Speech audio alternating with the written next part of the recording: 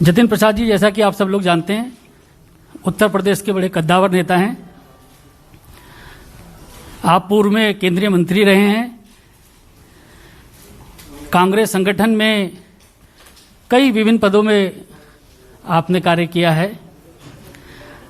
आपके पिताजी स्वर्गीय जितेंद्र प्रसाद जी उत्तर प्रदेश के बहुत बड़े नेता रहे हैं। हम आपका स्वागत करते हैं भारतीय जनता पार्टी में, और मैं आदरणीय पीयूष गोयल जी जो आज हमारे मध्य हैं, उनसे मैं आग्रह करता हूं कि वह श्री जतिन प्रसाद जी को पार्टी की सदस्यता दिलाएं और पार्टी की सदस्यता की पर्ची उनको सौंपें।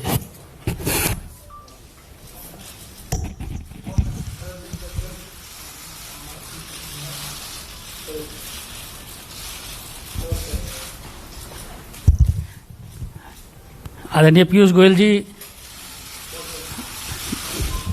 बुके देके आपका स्वागत करें।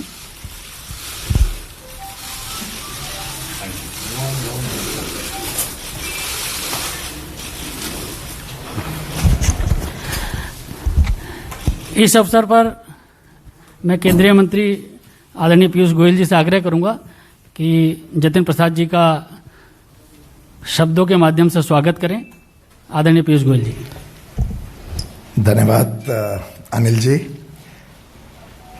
माननीय जितिन प्रसाद जी ने एक बहुत ही छोटी आयु से उत्तर प्रदेश की सेवा में अपना पूरा जीवन झोंक दिया। मुझे अभी भी याद है, शायद इनकी उम्र शायद सिर्फ 27 वर्ष की थी जब आकाशात्मक एकदम सडनली उनके पूज्य पिताजी का देहांत हुआ। और ये मुंबई में तब काम करा करते थे, बहुत अच्छी पद पर थे। दून स्कूल से पढ़ाई की, श्री राम कॉलेज से, दिल्ली के विख्यात कॉलेज से पढ़ने के बाद MBA करने के बाद अपने काम में लगे थे, जब बहुत छोटी उम्र में उनको परिवार को ये धक्का पड़ा। लेकिन छोटी आयु में भी उन्होंने जिस प्रकार से पूरे उत्तर प्रदेश में दौरा किया, उत्तर प्रदेश के अलग अलग जिलों में जाके अपनी प्रतिभा से, अपने काम से लोगों का दिल जीता। 2 बार पार्लियामेंट में अच्छे मतों से जीते। पहली बार शाहजहांपुर से 2004 में, और जिस प्रकार से उन्होंने पूरे उत्तर प्रदेश की राजनीति में एक बहुत प्रमुख भूमिका वर्षों वर्षों तक निभाई, वो हम सब देखा करते थे। इनके पिताजी का भी बहुत बड़ा योगदान था वर्षों वर्षों तक कांग्रेस में, और कांग्रेस पार्टी हो, कांग्रेस की सरकारें हो, उसमें बिना कोई पद के उन्होंने जिस प्रकार से सेवा करी थी देश की, वो हम सब भली भांति याद करते हैं। केंद्र सरकार में भी मेरे मित्र जितेंद्र जी अलग अलग विभागों को देख चुके हैं। मिनिस्टर के नाते काफी बड़ा अनुभव है उनका, चाहे वो इस्पात मंत्रालय हो, चाहे पेट्रोलियम एंड नेचुरल गैस हो, चाहे वो सड़क परिवहन हो या एजुकेशन मिनिस्ट्री, चारों में उन्होंने अपनी छाप छोड़ी थी। मुझे तो एक पर्सनल अनुभव भी है। मैं याद करता हूं कि जब ये पहले कांग्रेस की सरकार थी, तब इन्होंने बहुत प्रयत्न करके उत्तर प्रदेश में अपने क्षेत्र में एक मीटर गेज से ब्रॉड गेज लाइन कन्वर्जन स्वीकृत तो करा पाई, लेकिन उसको गति नहीं दिलवा पाए थे कि वो जल्द से जल्द खत्म हो, जल्द से जल्द वो पूरा हो काम। मोदी जी की सरकार 2014 में आए, तब ये सांसद नहीं रहे, लेकिन उत्तर प्रदेश की जनता की सुविधाएं सुधरे, उत्तर प्रदेश में अपने क्षेत्र में काम चालू रहे, उसके लिए लगातार पीछे पड़े रहे और रेल मंत्रालय के पीछे ऐसा पड़े रहे कि उन्होंने उस प्रोजेक्ट को कंप्लीट करवाया मोदी सरकार आने के बाद। तो एक प्रकार से ऐसे युवा नेता, जमीन से जुड़े हुए नेता, लोकप्रिय नेता और जिनकी प्राथमिकता समाज सेवा रही हो, जिनको देश के प्रति प्रेम हो, ऐसे एक बहुत ही कद्दावर नेता, जैसे अनिल जी ने कहा, उत्तर प्रदेश की राजनीति में जिनका बहुत बड़ी भूमिका आगे मैं देख पा रहा हूं, ऐसे श्री जितेंद्र प्रसाद जी हम सबको आज हमारी पार्टी के साथ, प्रधानमंत्री नरेंद्र मोदी जी के नेतृत्व के साथ, श्री जेपी नड्डा जी की अध्यक्षता में भारतीय जनता पार्टी में जुड़ रहे हैं। मैं इनका तहे दिल से स्वागत करता हूं और मुझे विश्वास है कि इनके आगमन से पार्टी को भी बल मिलेगा और जितेंद्र प्रसाद जी को देश सेवा, समाज सेवा के लिए एक अच्छा मौका मिलेगा। जितेंद्र जी, आप भी कुछ कहना चाहें? बहुत बहुत धन्यवाद आदरणीय पीयूष गोयल जी, आपने जो मेरे बारे में जो वक्तव्य रखा। अनिल बलूनी जी, आपका भी धन्यवाद।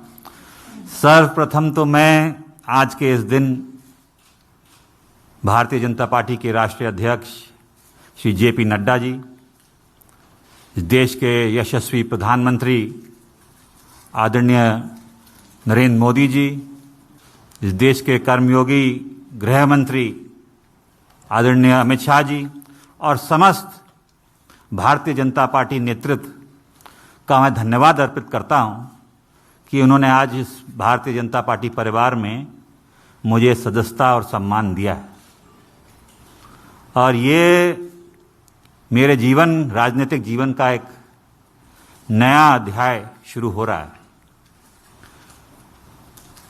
जैसे कि आप जानते हैं, मेरा कांग्रेस पार्टी से 3 पीढ़ियों का साथ रहा है। तो ये महत्वपूर्ण निर्णय जो मैंने लिया है, बहुत विचार मंथन और सोच के बाद मैं इस फैसले पे पहुंचा हूं। और सवाल ये नहीं है आज कि मैं किस दल को छोड़ के आ रहा हूं, मगर सवाल ये है कि किस दल में जा रहा हूं और क्यों जा रहा हूं। ये मैंने पिछले कुछ वर्षों से, 8-10 सालों से महसूस किया है अपने अनुभव में, राजनीतिक जीवन में, लोगों से मिलके भ्रमण करके देश भर में, कि अगर आज कोई इस देश में असली माने में कोई राजनीतिक दल है जो संस्थागत इंस्टीट्यूशनल दल है, वो भारतीय जनता पार्टी है। बाकी दल तो व्यक्ति विशेष और क्षेत्र के हो गए, मगर राष्ट्रीय दल के नाम पे अगर आज भारत में कोई दल है तो वो भारतीय जनता पार्टी है। और जिस चुनौतियां और परिस्थितियों से हमारा देश और विदेश में भी, हमारी सीमाओं पे भी जो चुनौतियों का सामना कर रहा है, उसके लिए अगर आज इस देश हित में कोई दल और कोई नेता सबसे उपयुक्त और मजबूती के साथ खड़ा है देश हित में, तो भारतीय जनता पार्टी और प्रधानमंत्री नरेंद्र मोदी जी हैं। ये जो दशक है, ये भी मैंने एक वक्तव्य सुना था प्रधानमंत्री जी का, कि निर्णायक होगा भारत के लिए और आने वाली पीढ़ियों के लिए। भारत विश्व पटल पे क्या भूमिका निभाएगा, वो यहां सरकार तय करेगी और नेतृत्व तय करेगा। और प्रधानमंत्री जी रात दिन भारत की सेवा में निस्वार्थ लगे हुए हैं। हम देखते आए हैं, हमने चुनौतियों का सामना भी किया है, जनता ने हमें दरकिनार भी किया है, तो हम जानते हैं कि उनके प्रति देश की भावना क्या है प्रधानमंत्री जी के प्रति। और वो जो नए भारत का निर्माण कर रहे हैं उसमें मुझे भी एक सदस्यता जो आज मैंने ग्रहण की है भारतीय जनता पार्टी की, एक योगदान छोटा सा करने का भारत के प्रति, भारत की जनता की आने वाली पीढ़ियों के प्रति करने का अवसर मिलेगा। ये मैंने विचार करके इस निर्णय पे पहुंचा। कल्याणकारी योजनाएं तो प्रधानमंत्री जी ने की हैं जो गांव-गांव हम देखते हैं, चाहे विद्युतीकरण हो, शौचालय हो, गैस योजना हो, तमाम उन गरीबों का ध्यान रखा है और उन लोगों का ध्यान रखा है जो असली में ज़रूरतमंद है। और दूसरा कारण ये भी है कि जिस दल में मैं था मुझे ये महसूस होने लगा कि हम लोग राजनीति में हैं और राजनीति एक माध्यम है, दल भी माध्यम है। अगर आप अपने लोगों के हितों की रक्षा नहीं कर सकते, उनके लिए काम नहीं आ सकते, तो आपका राजनीति और उस दल से में रहने में क्या औचित्य है।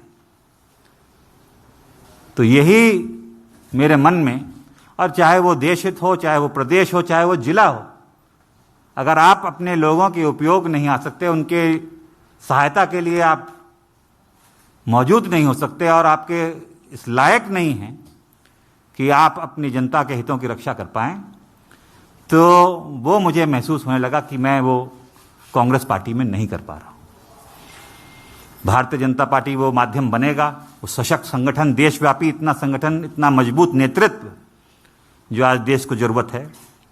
मैं इस वक्त ज़्यादा बोलना नहीं चाहता, मेरा काम बोलेगा। मैं धन्यवाद देना चाहता हूं सभी मेरे उन कांग्रेसजनों का जिनका मुझे आशीर्वाद मिला और साथियों का इतने वर्ष तक। मगर अब मैं समर्पित एक, गोयल जी आप सब जानते हैं, आपका धन्यवाद दूंगा। एक कार्यकर्ता के रूप में भारतीय जनता पार्टी के मैं कार्य करूंगा और वही उद्देश्य, सबका विकास और सबका साथ, जो उद्देश्य है एक भारत और श्रेष्ठ भारत का, वो लेके एक कार्यकर्ता के रूप में मैं काम करूंगा। बहुत बहुत धन्यवाद आप सभी लोग। धन्यवाद जितेंद्र जी। एक मिनट, अभी आप इसके बाद माननीय राष्ट्रीय अध्यक्ष जी से भी मुलाकात करेंगे और क्योंकि कोविड गाइडलाइंस हैं, सब लोग पालन कीजिए। ये टिक टैक थोड़ी देर बाद में एक एक करके सबको देंगे, कृपया अनुशासन बनाए रखिए।